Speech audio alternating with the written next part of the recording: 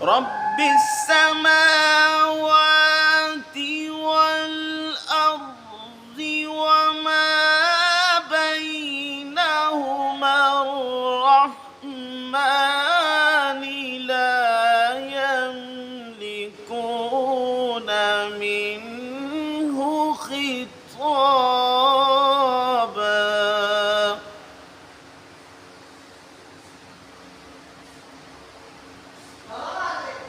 رب السماوات